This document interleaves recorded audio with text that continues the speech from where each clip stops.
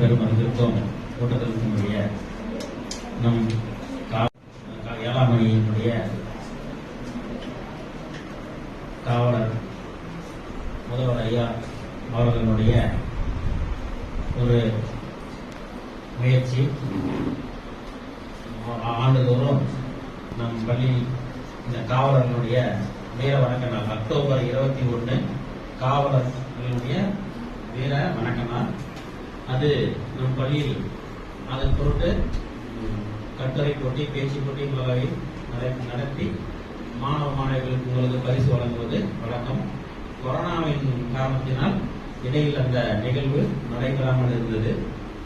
மீண்டும் நம் ஐயா அவர்கள் நமக்கு உங்களுடைய திறமையை வெளிப்படுத்துவதற்கு ஒரு வாய்ப்பு கொடுத்திருக்கிறார்கள். மிக குறைந்த இடையாளர் ஐயா அவர்களையும் மற்றும் நம் ஏழாமணியினுடைய காவலர்கள் அவர்களையும் நம் பள்ளியின் சார்பாக வருக வருக என்று இருகரம் கூப்பி வணக்கம் கூறி வருகிறோம்.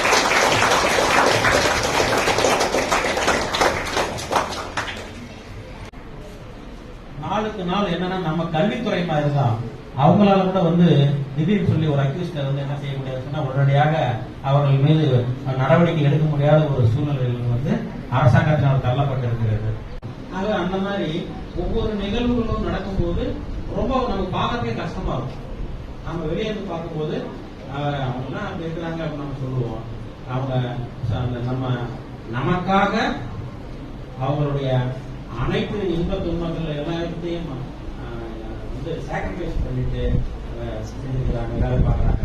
அதனால அவர்கள் அனைவருக்கும் நம் பள்ளியின் சார்பாக நம்மளுடைய எல்லாரும் எழுதிருந்து ஒரு வீர வணக்கத்தை அவர்களுக்கு நம்ம செலுத்தணும்.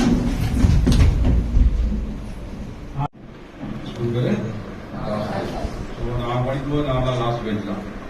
இது வச்சேன் என் கூட ஆபீஸ் ஆடுற மாதிரி என் கூட படிச்சது பால்வளத்துறை அமைச்சர் கடைசி பெஞ்சவர் DV ரமணா. கேள்விப்பட்டிருக்கீங்க இல்லையா? நாங்கள் ஸ்கூல் படிக்கும்போது தான் வாழ்ந்தான். எங்க பாட்டி தான் ஃபர்ஸ்ட் போலீஸ். இங்க இல்ல, இலங்கை லட்சுமின்னு சொல்லி பேரு, பேப்பர்லாம் வராது. அதுக்கப்புறம் எங்க அப்பா, நானு, என் பையன், தங்கச்சி, தம்பி, சித்தப்பா 2 பேர், 14 பேர் ஆசைப்பட்டு இந்த போலீஸ் வேலைக்கு ஏன் எதுக்காக வந்துருக்காங்க? சர்வீஸ் பண்ணணும். சரியா?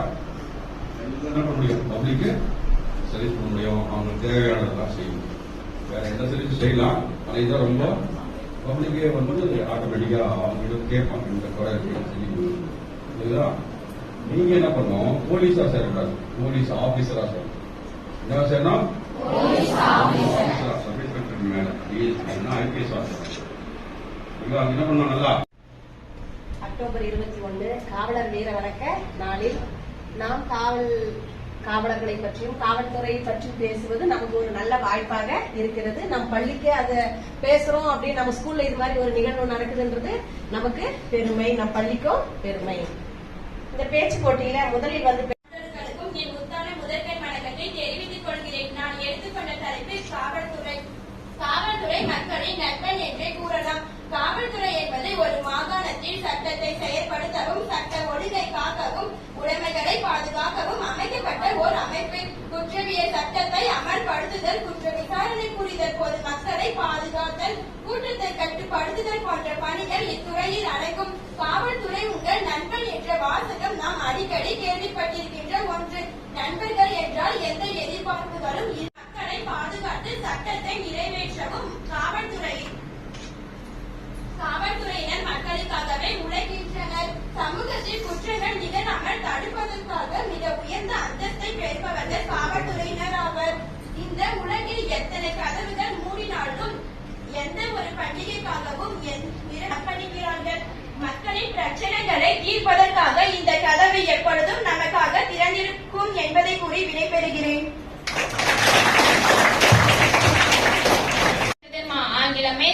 ஆங்கில மாதங்களில் சிறந்ததுமே தமிழ் மாதங்களில் சிறந்த இம்மூன்று எழுத்துக்களும் சேர்த்து மேலே அமர்ந்திருக்கும் நடுவர் அவர்களுக்கும் அறிவில் சிறந்த ஆசிரியர் அவர்களுக்கும் என்னுடன் பிறவா மாணவர்களுக்கும் என் இந்திய மத்திய வணக்கத்தை தெரிவித்துக் கொள்கிறேன். நான் பேச வந்த தலைப்பு காவல்துறை நண்பன். காவல்துறை என்பது சட்ட ஒழுங்கை காக்கவும் உடைமைகளை பாதுகாக்கவும் மூலமாகவும் அமைக்கப்பட்ட அமைப்பாகும். இவ்வமைப்பின் அதிகார வரம்பு நாட்டுக்கு நாடு வேறுபடுகிறது.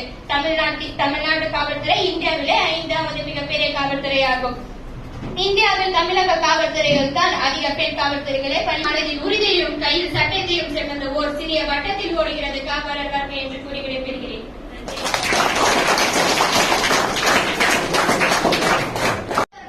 அனைவருக்கும் என் முத்தான முதற்கண் வணக்கத்தை கூறி என் உரையை தொடங்குகிறேன். காவலர்கள் இலக்கு பாதைகளை பற்றிய ஒரு சிறு கவிதை.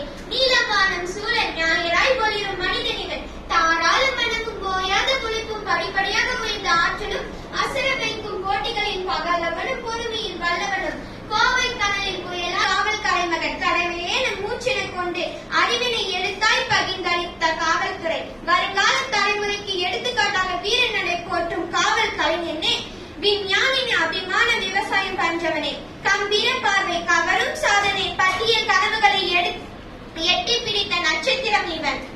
வாழ்க்கையின் அனுபவ பாடங்களில் அத்தியாயம் படிக்க வேண்டிய பண்புகளில் ஏற்றவன் ஒருவன். கனவுகள் மேய்க்கப்பட்டது அதிகாரம் என்னும் விடாமுயற்சியின் வடிவமே காவல்துறையா.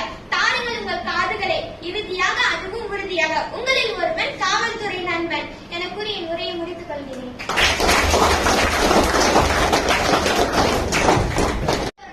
அனைவருக்கும் என் முத்தான முதற்கண் வணக்கத்தை கூறி என் உரையை தொடங்குகிறேன். காவலர்கள் இலக்கு பாதைகளை பற்றிய ஒரு சிறு கவிதை.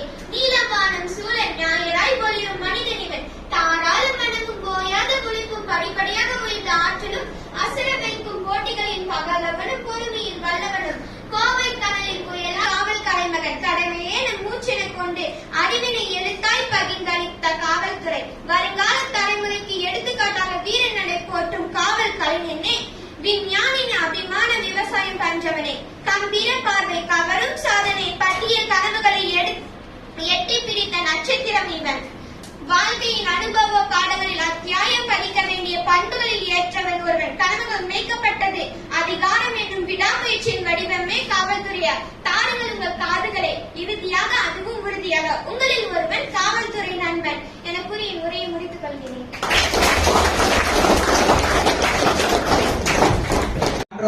போன்றோருக்கும் என் முத்தான முதற்கண் வணக்கத்தை தெரிவித்துக் கொண்டு நான் என் உரையை தொடங்குகிறேன். இன்று நான் எடுத்துக்கொண்ட தலைப்பு காவலர் வீர வணக்கம். காவல்துறை உங்கள் நண்பன். தமிழ்நாட்டின் காக்கும் காவல் தெய்வம் காவல்துறை. 24 மணி நேரமும் பணி செய்யும் ஒரே துறை காவல்துறை ஆகும். பண்டிகை என்று கூட பாராமல் பொதுமக்களை பாதுகாக்கிறார்கள். வெயில் மழை என்று அறியாமல் பணி செய்கிறார்கள். சட்டம் ஒழுங்கை பாதுகாப்பது காவல்துறையின் பணியாகும். ஒருபோதும் லாபத்தை எதிர்பார்க்காமல் வேலை செய்கின்றனர். 1947 இந்திய பிரிட்டிஷ்காரர்களிடமிருந்து விடை பெற்ற பிறகு 1948 பேரரசு காவல் என்று இருந்த பெயர் இந்திய காவல் பணி என்று பெயர் மாற்றப்பட்டது. மாற்றம் கண்டது. இந்தியாவின் மாநிலத்தில் அனைத்து மாநிலங்களிலும் பணியின் போது உயிரிழந்த காவலர்களுக்கு அஞ்சலி செலுத்தும் விதமாக ஒவ்வொரு ஆண்டும் அக்டோபர் 21 தேதியன்று காவலர் வீர வணக்க நாள். கடமை, கண்ணியம், கட்டுப்பாடு எடுத்துக்காட்டு காவல்துறை. காவல்துறை இல்லை என்றால் கடமை இல்லை. காவல்துறை இல்லை என்றால் கண்ணியம் இல்லை, கட்டுப்பாடு இல்லை. நீதி நேர்மையை பணிமாற்றும் ஒரே துறை காவல்துறை. எல்லைக்கு வெளியே காப்பது ராணுவ வீரர்கள், எல்லைக்குள்ளே காப்பது காவல்துறை வீரர்கள். கடவுள்களை கண்ணால் காண முடியாது, காவல்துறை வீரர்களை கண்ணால் காண முடியும். கடவுளை போன்ற காவல் வீரர்களை போற்றுவோம், காவல்துறையை மதிப்போம் என்று கூறி என் உரையை முடித்துக் கொள்கிறேன். நன்றி. கட்டுப்பாட்டுக்கெல்லாம் நம்மை வழிநடத்துபவர்கள் காவல்துறையினர் என்று அழகாக பேசினார். அடுத்து பேச வருபவர் வி ரித்திகா 9th ஸ்டாண்டர்ட். போன்றவர்களே அனைவருக்கும் இனிய மதிய வணக்கம். இன்று நான் பேசிக்கொண்ட எடுத்த தலைப்பு காவல்துறை. காவல்துறை உங்கள் நண்பன் என்ற வாசகம் நாம் அடிக்கடி கேள்விப்படுகின்ற ஒன்று. நண்பர்கள் என்றால் நாம் எதிர்பார்க்காமலே நம்மளை நேசிப்பவர்கள் ஆவர். நமது மகிழ்ச்சியை தமது மகிழ்ச்சியாக பார்ப்பவர்கள் காவல்துறையினர். நேர்மையாகவும் தைரியமாகவும் தமது சேவைகளை செய்கின்ற காவல்துறையினர் இந்த நாட்டின் நிஜ கதாநாயகர்கள் என்ற மிகையல்ல. சமூகத்தில் மக்களுக்கு எதிராக நடைபெறும் வன்முறைகளை தட்டி கேட்பவர்களை எமக்கு மிகவும் பிடிக்கும். அதற்கெனவே அரசாங்கத்தினால் நியமிக்கப்பட்ட காவல்துறையினருடைய பதவி மிகவும் பெருமைக்குரியது. புன்னகையில் உதட்டில் மறைக்காமலும் நெஞ்சில் சுமையை தாங்கிக் கொண்டும் சிறு ஆசையை கூட தன் குடும்பத்திற்கு தானம் செய்யும் ஒவ்வொரு வீட்டின் காவல் தெய்வம், ஒவ்வொருவரின் தந்தையே என்பது காவல்துறை. நன்றி.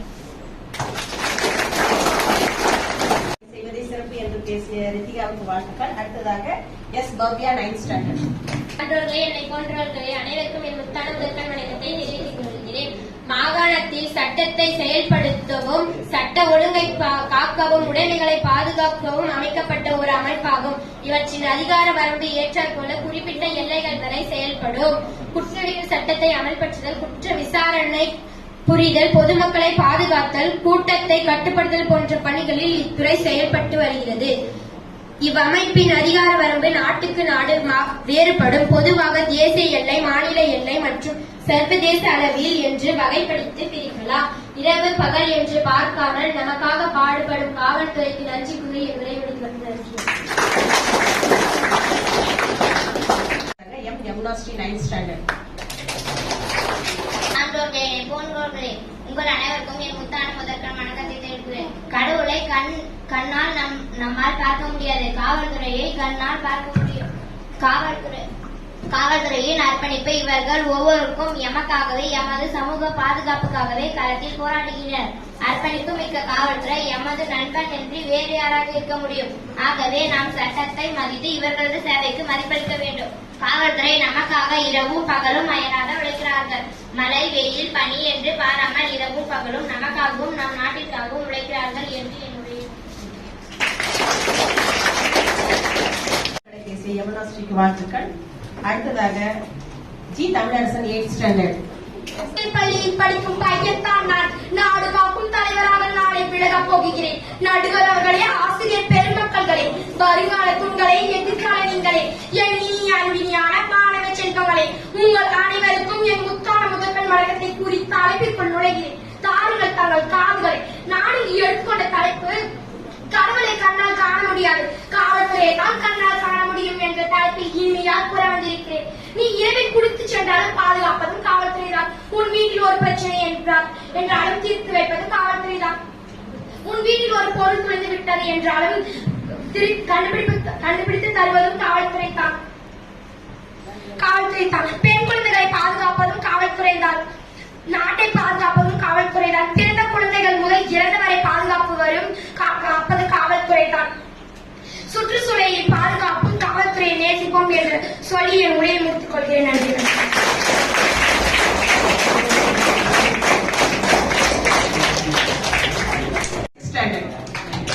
அவர்களுக்கும் ஆசிரியர் பெருமக்களுக்கும் இங்கே அமர்ந்துள்ள காவல்துறையினர்களுக்கும் என் முத்தான முதற்கண் வணக்கத்தை தெரிவித்துக் கொள்கிறேன். இன்று காவல்துறையினரை பற்றி பேச வந்துள்ளேன். இன்று என்ன நாள் உங்களுக்கு தெரியுமா? அக்டோபர் 21 வீர வணக்கம் நாள். காவலர்கள் எப்போதும் நம்மளுக்காக உழைக்கிறார்கள். காவலர்கள் இல்லா ஊர் இல்லை, நாடில்லை, மாநிலம் இல்லை, காவலர்கள் இல்லா உலகமே இல்லை. இயற்கையை பாதுகாப்பதும் காவலர்களே, செயற்கையை பாதுகாப்பதும் காவலர்களே, நம் நாட்டை பாதுகாப்பதும் காவலர்களே, நம் ஊரை பாதுகாப்பதும் காவலர்களே, மொத்தத்தில் இந்த உலகையே பாதுகாப்பதும் காவலர்களே. இதோடு என் முறையை முடித்துக் கொள்கிறேன்.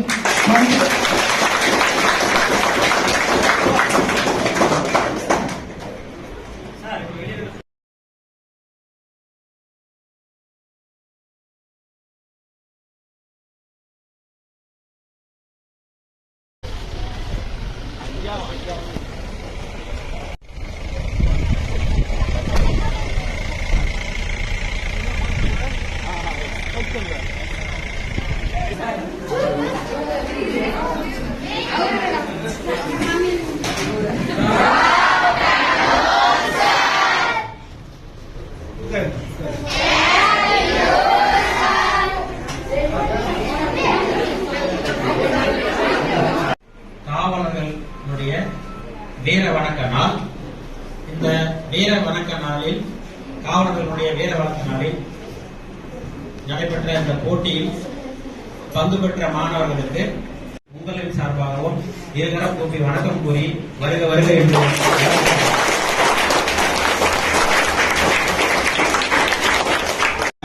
பேச்சு எப்படி இருந்துச்சு? மோட்டிவேஷனா இருந்துச்சா? என்னாச்சு? ஒரு மோட்டிவேஷனு, ஒரு உத்வேகம் உங்களுக்கு வந்திருக்கும் இல்லையா? அவர் பார்த்தீங்கன்னா ஒரு மீட்டிங், ஒரு எய்மு நம்ம இல்லாம ஒரு எய்மா இருக்கணும் அப்படிங்கிற மாதிரி இல்லையா?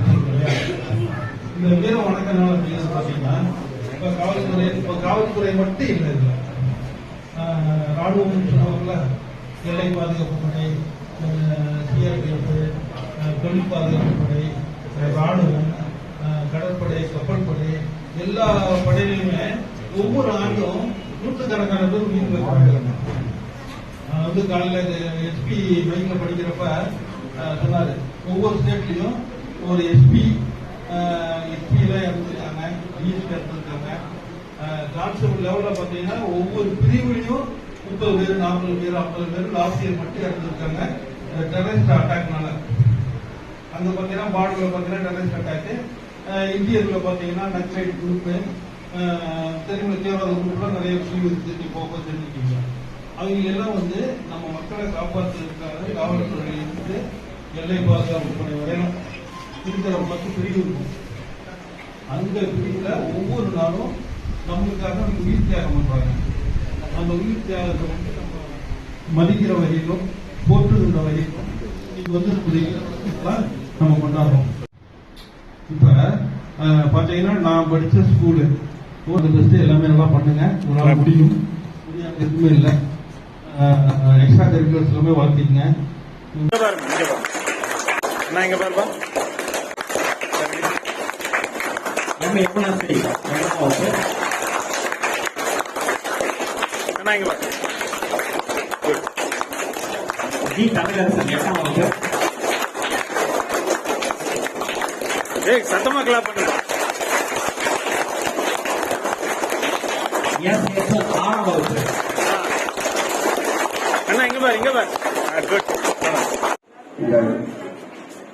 இந்த காவலர் வீர வணக்க நாள் என்பது பணியில் இருக்கும் போது உயிர் நீத்தவர்களுக்கு நினைவாக கொண்டாடப்படும் ஒரு நாள் தான் காவலர் வீர வணக்க நாள். இந்த விழாவிற்கு திடீரென்று தலைமை ஆசிரியர் அவர்களை சந்தித்து இந்த மாதிரி பேச்சு போட்டி நடத்த வேண்டும் என்று வந்து ஒரு சொன்ன ஒரு 5 நிமிடத்திலே, சார் உங்களுக்காக நாங்கள் படிக்க கொடுக்கிறோம், ஒரு 5 நிமிடங்கள் வெயிட் பண்ணுங்கள் அப்படின்னு சொல்லிட்டு உடனே உங்க பேச்சு போட்டிக்கு ஏற்பாடு செய்து சேர்ஸ் அரேஞ்ச் பண்ணி கொடுத்த பெருமை உங்க தலைமை ஆசிரியர் அவர்களை சாரும். மற்றும் அவர்களுக்கு உறுதுணையாக டீச்சர்ஸ் மற்றும் ஆசிரியர்கள் அனைவரும் உறுதுணையாக உங்களை எல்லாம் ரெடி பண்ணி கொடுத்த அவங்களுக்கும் என்னுடைய சார்பாக, எங்கள் அணியின் சார்பாக நன்றியை தெரிவித்துக் கொள்கிறோம். மேலும் இந்த பேச்சு போட்டியை நடத்த உதவியாக வந்த எங்கள் காவல்துறை துணை கண்காணிப்பாளர் ஐயா அவர்களுக்கும் மற்றும் எங்களுடைய தலைமை ஆய்வாளர் அவர்களுக்கும் மற்றும் சார்பாளர் அவர்களுக்கும் மற்றும் பள்ளியினுடைய தலைமை ஆசிரியர் மற்றும் ஆசிரியர் பெருமக்கள் அனைவருக்கும் எங்களுடைய ராசிய 7ஆம் அணியின் சார்பாக நன்றியை தெரிவித்துக் கொண்டு விடைபெறுகிறோம். நன்றி, வணக்கம்.